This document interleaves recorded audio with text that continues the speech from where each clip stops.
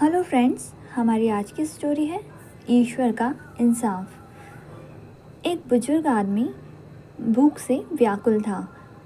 वो एक तालाब पर जाता है और बड़ी मशक्क़त से एक मछली पकड़ता है कि चलो इससे मैं भूख मिटा सकूँगा। तभी वहाँ एक लड़का आता है और उस बुजुर्ग को परेशान करने के लिए बुजुर्ग के हाथ से मछली छीन लेता है। साथ ही आगे आगे भागकर परेशान करने लगता है। बुजुर्ग में इतनी ताकत तो थी नहीं कि उस जवान लड़के के पीछे भागकर उससे मछली छीन ले।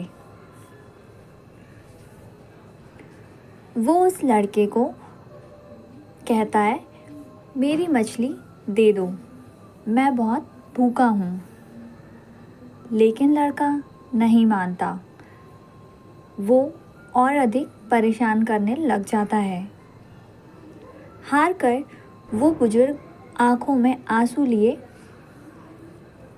ऊपर की तरफ देखकर कुछ बोलते हैं और आगे बढ़ जाते हैं। तभी उस लड़के के हाथ में मछली का कांटा चुभ जाता है। वो दर्द से करहाता हुआ मछली को फेंक घर चला जाता है। लड़का घाव पर दवा लगाता है पर उसका घाव ठीक नहीं होता।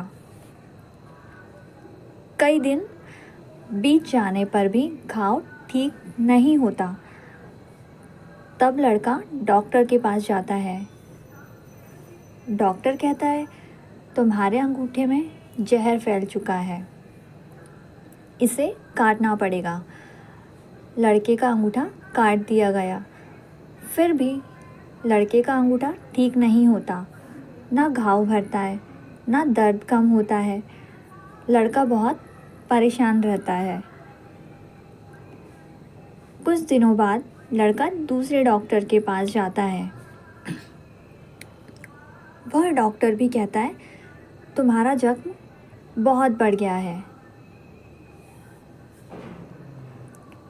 सारे अंगों में जहर ना फैल जाए, इसीलिए इस पंजे को काटना पड़ेगा। लड़के का पंजा काट दिया जाता है।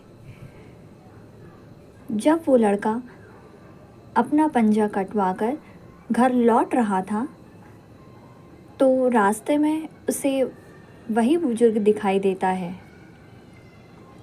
वो दौड़कर उसी बुजुर्ग की तरफ जाता है और अपने किए की माफ़ी मांगता है और पूछता है कि मेरे एक सवाल का जवाब दे दीजिए। आपने उस दिन ऊपर की तरफ देखकर मन ही मन क्या कहा कि मेरे साथ ये सब घटना घटी?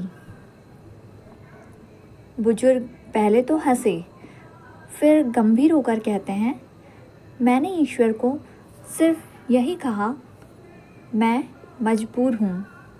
मेरे साथ बुरा करने वाले का मैं कुछ नहीं कर सकता। अब मैं इसे तेरे हवाले करता हूँ। मुझे न्याय चाहिए। सच्चे दिल से निकली आह ने देखो तुम्हारा ये हाल कर दिया। कर्मा जरूर लौटता है। ईश्वर की अदालत में जैसा का तैसा मिलता है। कर्म से कोई नहीं बच सकता। अतः इसीलिए कहा गया है, हमें अपने साथ बुरा करने वाले हर इंसान को पूरी तरह से ईश्वर प्रकृति के हवाले कर अपने आप को मुक्त करना चाहिए। तो फ्रेंड्स, यही थी आज की स्टोरी। अगर आपको पसंद आई हो तो प्लीज़ मेरे चैनल को लाइक, शेयर एंड सब्सक्राइब ज़रूर करें। Thank you.